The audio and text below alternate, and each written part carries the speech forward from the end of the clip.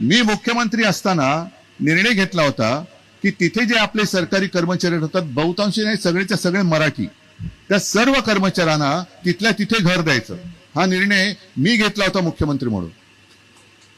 आपला आहे तो निर्णय.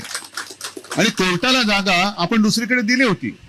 म्हणजे असं काही नाही की कोर्टाची जागा मारून आपण दुसरीकडे. मी तेव्हा जे काही मुख्य न्यायाधीश होते, सरन्यायाधीश, त्यांना समजावून सांगितलं होतं की इथे माझ्या कर्मचाऱ्यांची जागा देण्याचं मी वचन दिलेलं आहे. ते म्हणाले ठीक आहे, मग दुसरी कुठेतरी आम्हाला जागा दे, पण जागा पाहिजे.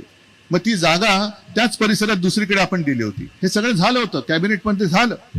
मग आता नेमकं असं अचानक काय झालं की त्या इमारती त्यांनी पाडायला घेतल्या आणि कर्मचाऱ्यांना सांगितलंय की तुम्ही दुसरा एखादा भूखंड मागा. काय म्हणून मागायचा? जे सरकार चालतंय, सरकार तुमच्या दारी. सरकार म्हणजे केवळ मुख्यमंत्री नाही, उपमुख्यमंत्री किंवा मंत्री नाही आहेत, तर आयुष्यभर जे काम करतात खरं सरकार ते चालवतात. आणि त्या कर्मचाऱ्यांची जर का अशी दुर्दशा होणार असेल, त्यांना रस्त्यावरती आणून दुसरा भूखंड म्हणजे हा जो आहे तो द्यायचा. म्हणजे आता इकडे कोर्टाच्या नावाने कोर्टाला द्यायचा, कोर्ट दुसरीकडे जागा घ्यायला माझ्या वेळेला तयार होतं. अनेक मोक्याचे भूखंड अदानीच्या घशात टाकायचे. म्हणजे संपूर्ण कदाचित म्हणजे आपण ते होऊ देणार नाही, पण आरसीएफ सुद्धा अदानीच्या घशात घालण्याचा त्यांचा डाव आहे की काय? तुमच्या ज्या काही मालमत्ता असतील त्या सुद्धा आरसीएफने आता लोढ्याच्या घशामध्ये घालायच्या. मग जायचं कुठे आम्ही?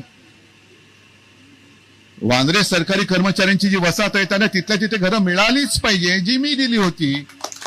त्याच्यासाठी शिवसेना आज सुद्धा आग्रही आहे, मिळालीच पाहिजे.